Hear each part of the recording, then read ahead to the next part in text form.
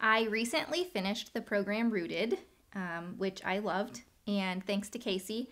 In Rooted, we were asked to share our testimonies. I went through the program with some of my very best friends, and so sharing my testimony with them was a little bit less intimidating than sharing it with the world, but I am excited to share it.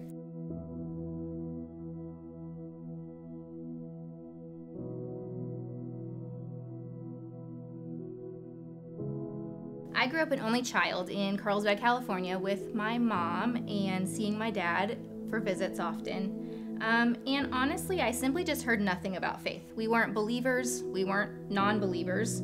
I played softball in Southern California, and when you play softball in Southern California, you play every day, including Sunday. So that's what we did. I remember going to a vacation Bible school with one of my friends. His mom was my babysitter in the summertime and sent us together. I remember leaving there with a very positive feeling about God. They did a really great job and obviously influenced me in that short week that I was there, but nothing really went any further than that.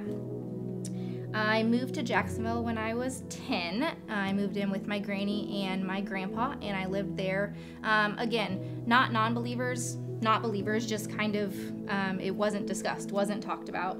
My mom joined me in Jacksonville a few months later, and we got a house of our own, which was exciting because when you grow up in California, of course, you live in a teeny tiny apartment. So we got our very own house, and I just continued through school very much the same. I was certain that if I was a good person, God loved me. So if I was kind and everything that I aspired to be, God would love me just because of that. My best friend's name growing up was Diane, and her family was Catholic. And we were together every day, back and forth to each other's houses, and they went to church every single week, sometimes twice, because they were serving. And she invited me. I went with her often. And if I'm being honest, it kind of confused me a little more going, but I am very grateful for the time and kind of the introduction to faith that it gave me. Fast forward to high school, and I met the person that I'm certain that God put in my life to bring me to a relationship with him. Sorry. I worked for Mr. Wainscott in the high school office, and from freshman year through my college junior summer, he invited me to church several times, and I actually went once. He was preaching that Sunday, so I went to watch him preach. I was always intrigued by his faith, and I was confused in his confidence that I was going to be successful. But he always had so much confidence in me. He jokes that he worked for me when I worked there, and whatever the way was, I'm just so thankful for the time with him and the example that he gave me. He was at my wedding, and he prayed over Ricky and I when we were married. And he continues to joke that he works for me now, serving in the children's ministry, but I just know that God put him here to lead me to where I am today and land, and I'm just so grateful for him and his patience, because goodness knows it took a long time to get here. I married Ricky in 2011, and we started the family that I'd always dreamed about. He has a lot of faith in his background. His family was Catholic. He didn't necessarily have a good relationship with church, and we kind of both decided we wanted to wait and let our kids decide when they wanted to be baptized. This was hard to do. In the Catholic religion, they baptize their babies when they're born, when they're babies, but we decided that we would wait, and we would let them decide if they wanted to be baptized and into what faith. Our good friends, Kurt and Elena Reeder, invited us to their daughter's baptism, and it was the first immersion baptism that I had seen.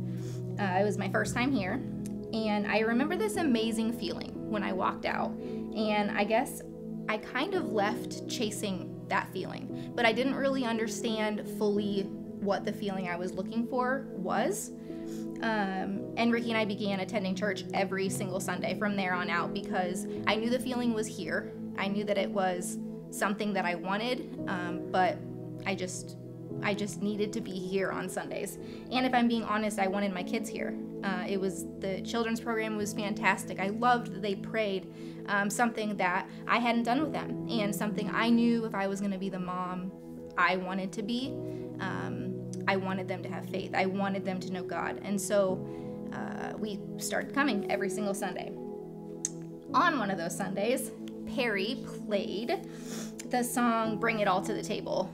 And I remember standing there I didn't even worship yet. I didn't know how to worship, but I remember standing there and crying because like in that moment, I realized I want to give my life to God. Like this is what I am here for. I'm here for that reason.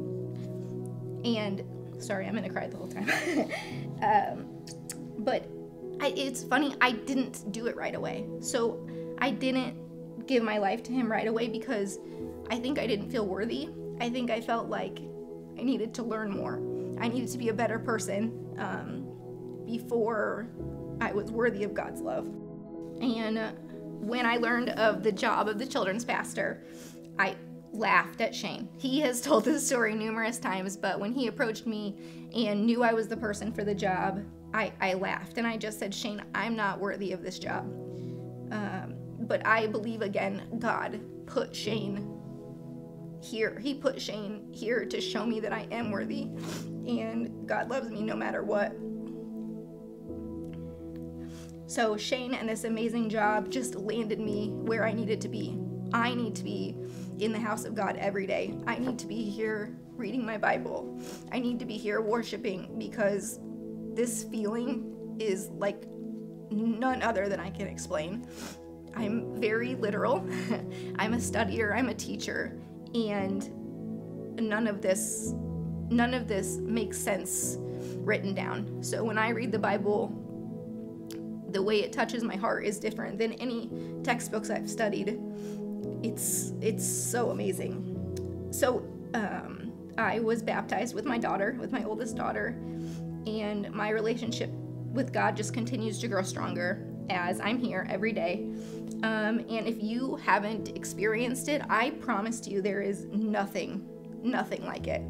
And if you're waiting, if you think you want a relationship to God, you're waiting to jump into faith, I promise you that you are worthy. There is nothing that you have done that does not make you worthy of God's love.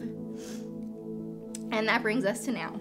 My choice to trust in God has led my children, my four children, to believe. They pray every night. 2 of them have been baptized, and the other 2 are talking about how they can't wait.